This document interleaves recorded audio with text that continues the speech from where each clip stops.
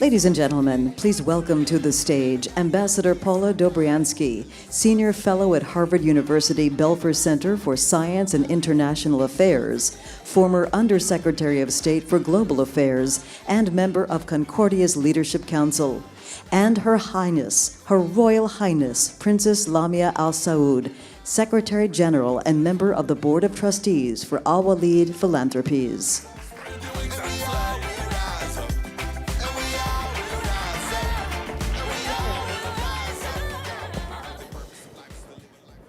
Good afternoon, everyone. Your Royal Highness, Princess Lamia, we're very pleased that you're here at Concordia, and we're looking forward to a very robust exchange with you. Let's begin with talking about your foundation, the Al Walid Foundation. Tell us a bit about its goals, its objectives, and maybe a little bit about its history, its founding. And welcome. Thank you very much. Thank you very much for having me. It's such a great honor to be here with you tonight. Well, our foundation is the philanthropic arm of His Royal Highness Prince Al Walid bin Talal. He started it from 38 years ago. The same year he started the Kingdom Holding Company. Our foundation is working in over 160 countries around the world. We focus in 4 main focus areas, which is community development, goes under it, health, education, infrastructure, and nuclear energy. Also, we're a heavy supporter for women and youth empowerment. Of course, it's well known that His Royal Highness Prince Al Walid was a very strong believer in the ability of women in Saudi Arabia long ago. Also, we do respond in disaster relief, and we provide vital disaster relief in time of crisis, whether it's man-made or a natural disaster. And we have a very unique area of focus, which is bridging gaps between culture and promote for cultural understanding, acceptance, and tolerance. And we do this via our 6 centers around the world, which is in Edinburgh University, Harvard University, Georgetown, American University of Egypt, of Cairo, and His Royal Highness as well is a very strong believer of the effect of art and heritage, and that's why we collaborated with the Louvre Museum, and we established the Art Islamic Center, and also we just finalized with our partner in Berlin Museum to establish and renovate the Art Islamic Center. So this is a small brief about what we're doing. You also have a number of partnerships that you have forged, and we're here in New York, and it's United Nations General Assembly Week, and so I believe with UNICEF you have a partnership, and tell us a little bit about that. I know that you've also worked with the Gates Foundation, and also another area among a number of areas that, as you described, you're in, you also have done work in the field of violence against women. Tell us a little bit about some of your partnerships that you have with other institutions or organizations. So in regards of the UNICEF, His Royal Highness committed to eradicate measles and rubella around the world, and that was announced in 2016, and it was a great contribution from His Highness after contributing with the Gates in eradicating polio as well. Our portfolio from a perspective of vaccination, it's almost full, so we did eradication and vaccination in regards of the neglected disease, the tropical disease. We did a lot of work as well with the Gates from a perspective of the polio and vaccination, and also we are a partner with the Gates in the breakthrough energy, which is providing solution for nuclear energy around the world. We have a very exciting announcement with the UN Women. Hopefully, inshallah, it's tomorrow. It's going to be announced. I cannot say anything about it, but it's going to be announced tomorrow with the UN Women in an international level and also in a national level in Saudi Arabia. And it's going to be for the first time UN Women enter Saudi Arabia from a perspective of survey and data. In fact, you're holding a special press conference on this topic. Yes, yes. I'm very glad. We're very pleased of all of the development and the reforming that supports women's rights in Saudi Arabia.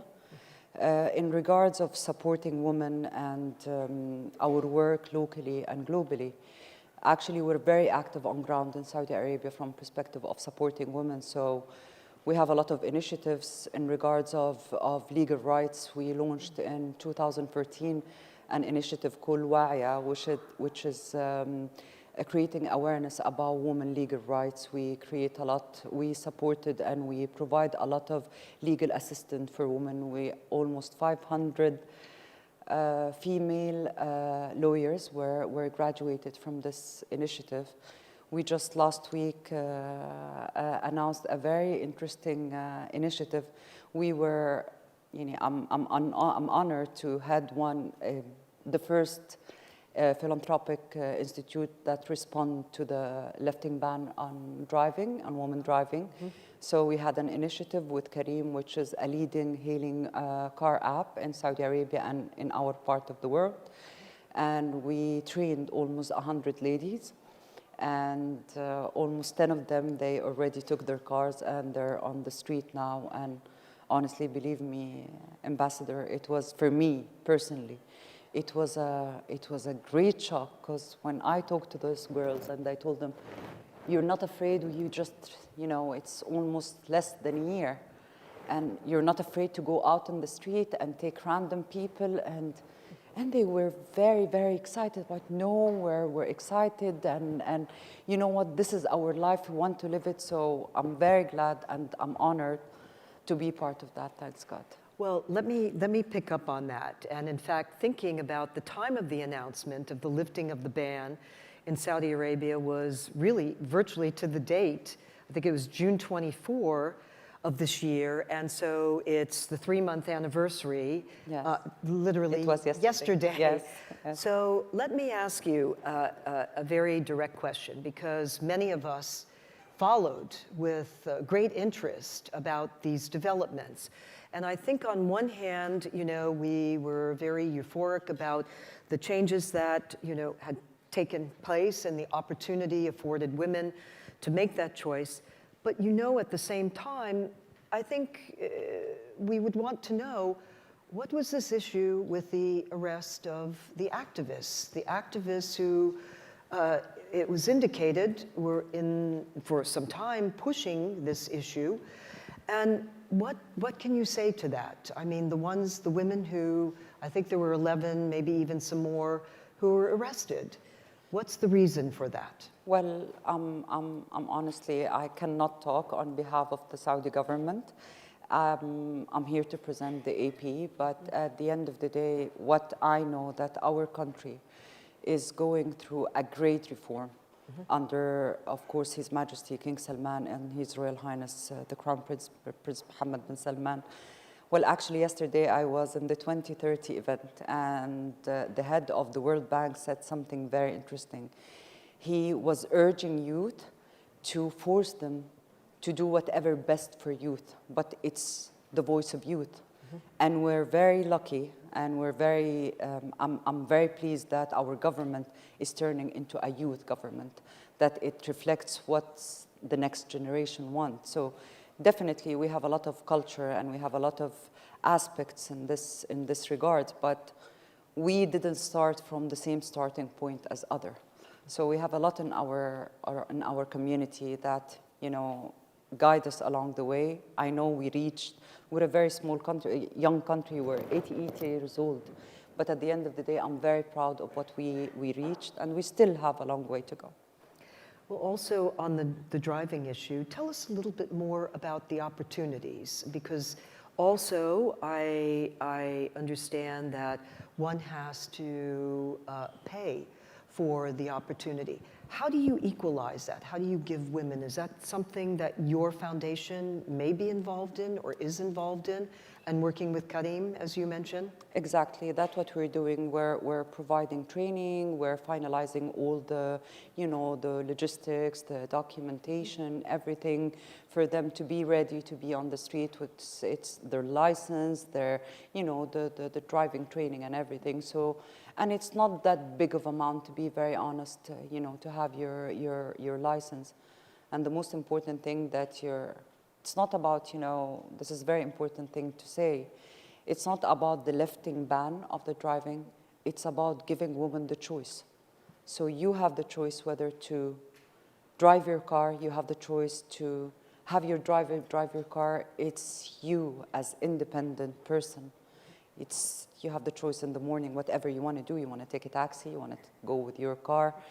It's that feeling which is incredible feeling to feel. I know for all of you, for almost like a lot of the ladies in the room, it's something normal for you every day. But for us, it was such a breakthrough, and it was something make us feel a complete different people 3 months ago. Also, I understand one of your favorite programs is the Hero to Hero campaign. Yes. And by the way the initiative has been described is kind of, all right, for a female to essentially say, okay, I'm going to take the jump, the leap forward, and in, you know, some particular area. Yeah. And again, it has to do with choice. Maybe tell us a bit about that campaign, why it's your favorite, and maybe give an example of where there's been another leap forward. What we try to do with the Hero Next to Hero campaign is, you know what, we don't have to be fighting with men. I think we're together in this globe and this world, and there is a lot of great men, such as my brother, such as His Royal Highness Prince Al-Walid. They supported women because they believe in us. So I cannot segment all men that they're the enemy, they're trying to break us, and all, you know, the narrative that we all heard about. I think men did a great job in supporting women in various areas. For example, His Royal Highness Prince Al-Walid, he trusted, by the way, where the foundation is run by 10 Saudi capable ladies that's working in over 160 countries around the world. We're working, our project, it's almost a 70 project. We're dealing with over 85 partners around the world. So he trusted us, 10 ladies, and also, of course, I don't know if you know about that, he actually did a giving pledge with a $32 billion, and it is going back to the foundation in doing good.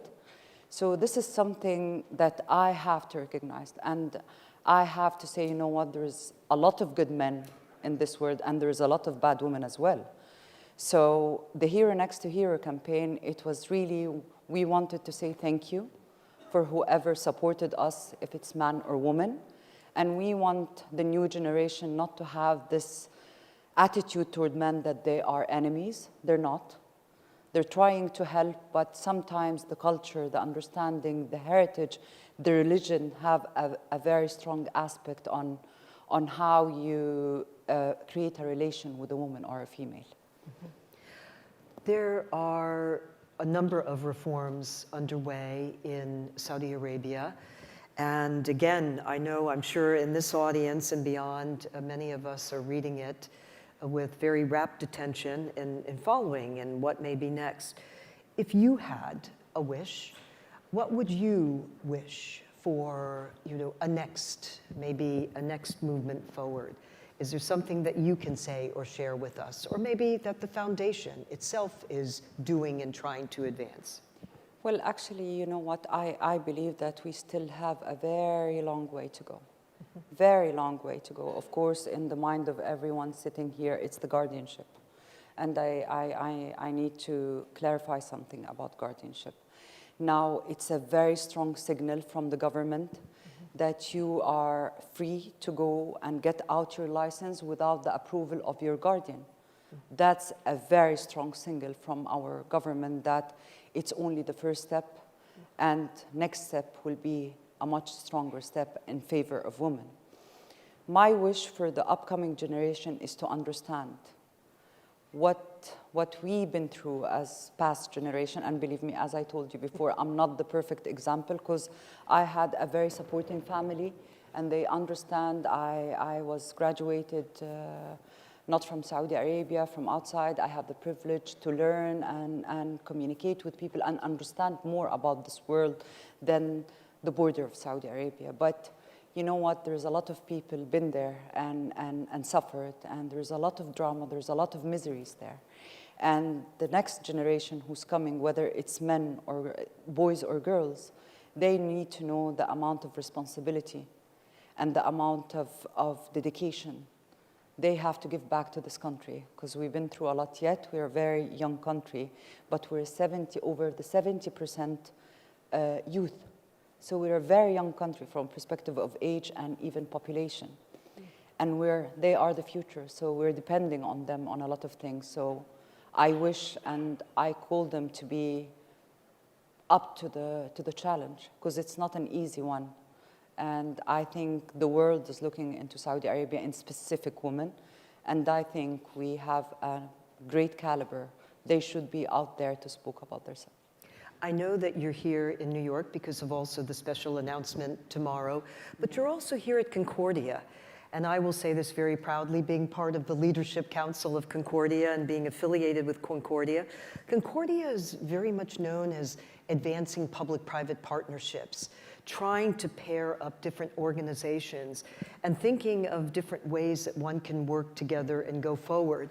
And, you know, sitting here and thinking about our audience and where people are from, and they're from not just here in the United States, but from across the globe. You know, what would be your message to them, and thinking about what you are trying to achieve and how maybe they can also be part of that effort, potentially? I would ask you to do one thing. Stop judging the Saudi Arabian community and the Arab community, because there is a lot of aspects that we've been through and we've been raised on. And if you would like to know more about us, now it's open, the touristic visa, it's open, and you're more than welcome to come to our country and to understand more about our people, more about our culture. Yes, we've been marked before as a lot of names, and I don't think this is fair. And I believe it was our mistake in specific as Saudi women, because we weren't like open for media. We were really horrified of media because we've been framed in a way or another that we're not doing anything, we're strained. And you know what, in a way or another before, we had a lot of aspects that make us free in a way. So I'll just give a small example from a perspective of wages and salaries and the differentiation between men and women by law in Saudi Arabia long ago. If me and a gentleman going to the same job, and I proved that that gentleman is receiving by 1 riyal more salary than me, I can sue ministries. So I know that from a gender equality, there's a lot of work that needs to do in Saudi Arabia, but also we had a lot of privileges. And putting in mind the Saudi community, the tradition, the tribal aspect of the story, you would see that we did a great job from a perspective of women and men. The understanding, the changing the mindset, accepting others, we are used to do that. We're not that close of a community. We would welcome you and welcome other people. I think a lot of companies, a lot of entities entered Saudi Arabia lately, and believe it or not, they were shocked. And they said, no, this is not what we heard about. 2 years ago or 1 year ago, in the beginning of up to 2017, we did the first conference in regards of the revolving rule of Saudi women, and all our partners, I'm talking about over 50 partners around the world, from Europe, States, Far East, North Africa. They came and they were, you know what, we're sorry that was the concept about the Saudi people, and that was the concept about this country. We have a beautiful country. I would love every one of you to come to our country and just see it and build your own judgment. Put aside the media, with all my respect. Well, Your Royal Highness, first of all, thank you for coming today. Thank you. And we're looking forward to hearing about the announcement tomorrow. Yes. With the United Nations. Yes. And also, thank you for your candidness. You've emphasized the importance of generation and change, and we are watching very closely and want to be engaged in that process and of change, and welcome it. So thank you for coming today, and please join me in thanking Your Royal Highness. Thank you. Thank you.